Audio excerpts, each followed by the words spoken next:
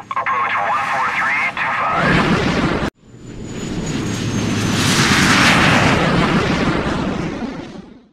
এক উড়ন্ত কিংবদন্তির নাম রাশিয়ার তৈরি MiG-21 যুদ্ধবিমান। বিশ্বের সর্বাধিক নির্মিত সুপারসনিক গতির যুদ্ধবিমান এটি। 60টিরও বেশি দেশের আকাশে উড়েছে এই জেট, লড়েছে মধ্যপ্রাচ্য, পূর্ব এশিয়া আর আফ্রিকার রণাঙ্গনে, ভূপাতিত করেছে অসংখ্য পশ্চিমা যুদ্ধবিমানকে।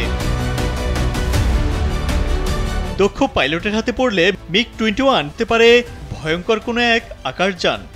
দীর্ঘদিন ধরে অসংখ্য প্রযুক্তিগত ব্যবধান সত্ত্বেও সমরক্ষেত্রে অবিরাম সাফল্যের বিবেচনায় যুদ্ধবিমানের জগতে MiG-21 নিশ্চিত কিংবদন্তি হওয়ারই দাবি রাখে।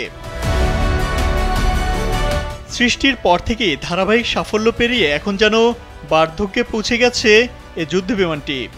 একের পর এক দুর্ঘটনা যেন এর গৌরবময় ইতিহাসে কালো ছায়া ফেলতে শুরু করেছে। ভারতে একসময় যে বিমানকে আকাশ প্রতিরক্ষার মূল ভিত্তি হিসেবে দেখা হতো, পরবর্তীকালে তা পরিণত হয় আতঙ্কের নাম হিসেবে। ঘন ঘন দুর্ঘটনার কারণে উড়ন্ত কফিন খ্যাতি পায় মিগ।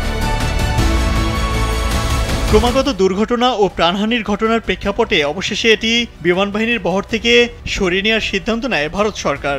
ভারতীয় সংবাদ মাধ্যম এনডিটিভি জানিয়েছে, বর্তমানে ভারতীয় বিমান বাহিনীর বহরে রাশিয়ার নির্মিত প্রায় 36টি MiG-21 বিমান রয়েছে, কিন্তু চলতি বছরের সেপ্টেম্বরে আনুষ্ঠানিকভাবে এগুলোর সক্রিয় সেবা শেষ হবে।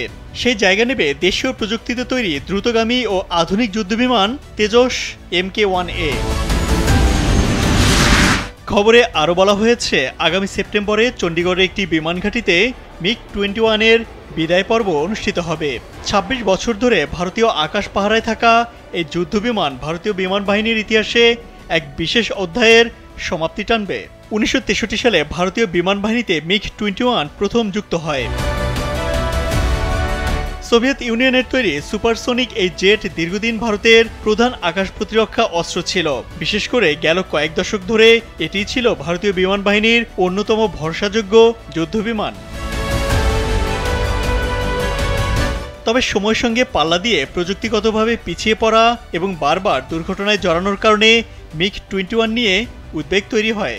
সাম্প্রতিক সময়ে দুর্ঘটনাটি ঘটে 2023 সালের মে মাসে ভারতের রাজস্থানের হনুমানগড়ে, যেখানে একটি MiG-21 বিমান কারিগরি ত্রুটির কারণে বিধ্বস্ত হয়ে 3 গ্রামবাসীর মৃত্যু ঘটায়।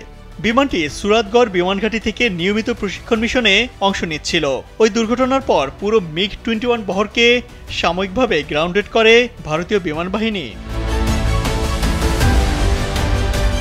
MiG-21 এর অবসান প্রক্রিয়া শুরু হয় মূলত 2022 সালে, যখন ভারতীয় বিমান বাহিনী ঘোষণা দেয় 3 বছরের মধ্যে অবশিষ্ট 4টি স্কোয়াড্রন ধাপে ধাপে অবসরে পাঠানো হবে। 2025 সালের মধ্যে এই প্রক্রিয়া সম্পূর্ণ হওয়ার কথা রয়েছে।